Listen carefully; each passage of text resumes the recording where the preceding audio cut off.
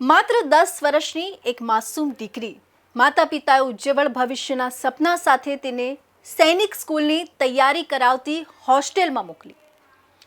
પણ 2 મહિનાથી દીકરી સાથે વાત પણ ન થઈ અને એક દિવસ અચાનક ફોન આવ્યો, તમારી દીકરીની તબિયત ખરાબ છે, રાજકોટ સિવિલ પહોંચી જાઓ.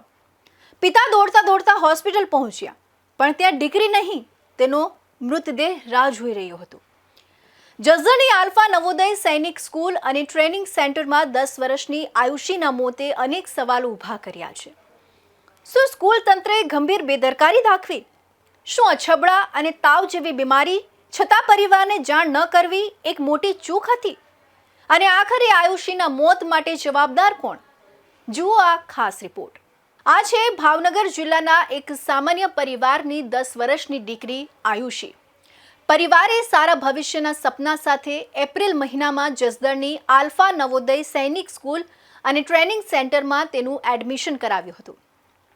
આ સંસ્થા નવોદય વિદ્યાલય અને સૈનિક સ્કૂલની પ્રવેશ પરીક્ષાની તૈયારી કરાવતી હોવાનો દાવો કરે છે.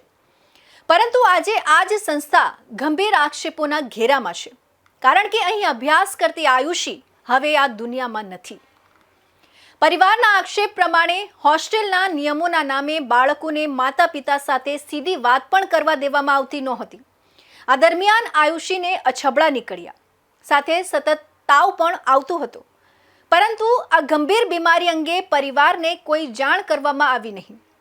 વાલીઓનો આક્ષેપ છે કે દીકરી છેલ્લા 10 થી 15 દિવસથી બીમાર હતી, છતાં તેમને અંધારામાં રાખવામાં આવ્યા. પિતાના જણાવ્યા પ્રમાણે 24 જૂનના રોજ અચાનક સ્કૂલ તરફથી ફોન આવ્યો, જ્યાં તેમને જણાવાયું કે દીકરીને અગાઉ અછબડા થયા હતા. હવે પગમાં દુખાવો છે અને તેને રાજકોટ લઈ જવાઈ રહી છે. પરિવારને તાત્કાલિક રાજકોટ આવવા કહેવામાં આવ્યું, પરંતુ પરિવાર રાજકોટ પહોંચે તે પહેલા જ બધું ખતમ થઈ ચૂક્યું હતું. પરિવારના જણાવ્યા મુજબ જ્યારે તેઓ રાજકોટ સિવિલ હોસ્પિટલ પહોંચ્યા, ત્યારે તેમને જીવતી દીકરી નહીં, પરંતુ દીકરીનો મૃતદેહ જોવા મળ્યો. આ દ્રશ્ય જોઈ સમગ્ર પરિવાર આઘાતમાં સરી પડ્યો અને ત્યારથી જ સ્કૂલ સંચાલકો સામે ગંભીર સવાલો ઊભા થયા. બીજી તરફ આ સમગ્ર મામલે સૌથી ચોંકાવનારી બાબત એ છે કે સ્કૂલ અને હોસ્ટેલના સંચાલકોએ પણ પરિવારને સમયસર જાણ ન કરવી પોતાની ભૂલ સ્વીકારી હોવાનું સ્વીકાર્યું છે. હોસ્ટેલ સંચાલક હિરેન શંખારવાના જણાવ્યા પ્રમાણે આયુષીને અગાઉ અછબડા થયા હતા. તે વખતે સારવાર પણ આપવામાં આવી હતી, પરંતુ પરિવારને જાણ કરવામાં આવી નહોતી અને આ બાબતમાં બેદરકારી થઈ હોવાનું તેઓ સ્વીકારે છે. એમાં એવું છે કે જ્યારે આપણે કાલે એને તકલીફ થઈ હતી તો તરત આપણે પહેલાં જોયું કે આ પગમાં તકલીફ છે. સીસીટીવી ફૂટેજ આપણે પોલીસવાળા ભાઈઓને આપવાના છે, જે કંઈ છે. પછી અમે દવાખાને લઈ ગયા જસદણ મલ્ટી સ્પેશિયાલિસ્ટમાં, ત્યાંથી રાજકોટ લઈ ગયા, 2 હોસ્પિટલ કર્યા. એણે અહીંયા સિવિલનું કીધું હતું, અમે અહીંયા લઈને આવ્યા હતા. અહીંયા પછી એક તકલીફ થઈ અને એક નિશ્ચિત હતું, એટલે અમે કોશિશ પૂરેપૂરી કરી, પણ એક નિશ્ચિતના હિસાબે હાથમાં રહ્યું નહીં. શું છે બીમારી શું હતી? બીમારીમાં બીજું કંઈ નહીં, અઠવાડિયા પહેલાં અછબડા નીકળ્યા હતા, તો એ તો દવા લીધી હતી ત્યાંના ડૉક્ટર પાસેથી, એ રેડી થઈ ગયું હતું, ભીંગડા વળી ગયા હતા. ત્યાર પછી આપણે સમજો કે આજે જમવાનું ને બધું રેડી, ત્યારે હાલતા ચાલતા પછી બપોર પછી 1:30 વાગ્યાની આસપાસ એણે એમ કીધું પગમાં દુખે છે. એટલે આપણે ચેક કર્યું તો આપણું નાનું બાળક છે, એટલે ક્યારેક એમ લાગે કે આજકી આવી નથી ગઈ ને, તો આપણે યાટોથી તો ગાફાઈમાં રહેવાયને ફરજિયાત લઈ ગયા હતા. તો ત્યાંથી એમ કીધું કે ઇમરજન્સીમાં રાજકોટ લઈ જવા પડશે. તો આપણે પેરેન્ટ્સને ફોન કર્યો કે ભાઈ અમે રાજકોટ જવાના છે અહીંથી, એવું કીધું. રાહો તમારે આવવું પડે. એટલે તરત એવડે એ લોકો ત્યાં પાછળ પણ અમે પહોંચી ગયા. અછબડા જેવી કહેવાય કે ચેપી રોગ છે અછબડા છે, તેને ઇંગ્લિશમાં ચિકન પોક્સ પણ કહેવામાં. સર આવી એમને 10 થી 15 દિવસ કહેવાય કે આ બીમારી રહેતી હોય છે, કોઈ બી વ્યક્તિને થાય 10-15 દિવસ. તમે કેમ એના વાલીને જાણ ન કરી કે આવી જે તમારા બાળકોને બીમારી થઈ જાય છે, આ રોગ થયો છે, તમે કેમ જાણ ના કરી?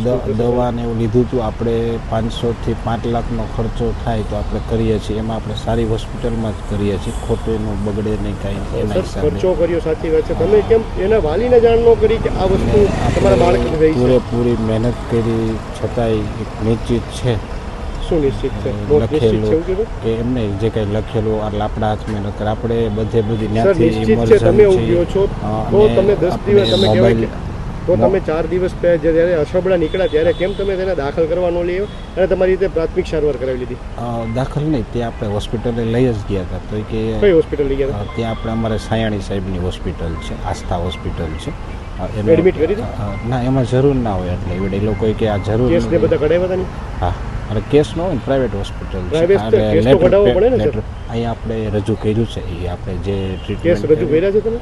સરકારી હોય તો કેસ આને લેટર પેડમાં અહીંયા આવે ને, દવા કઈ કઈ લખી છે એ આવે. હોસ્પિટલમાં દાખલ થાય એટલે ડિસ્ક્રિપ્શન હા, બસ તેનું તમારે બિલ બન્યું હોય તો તેના નામનું છે બધું? હા, છે. તો સર બેદરકારી તમે માનો છો કે ના, પણ સાહેબ બધી એમાં ઇમરજન્સીમાં તરત લઈ ગયા છે.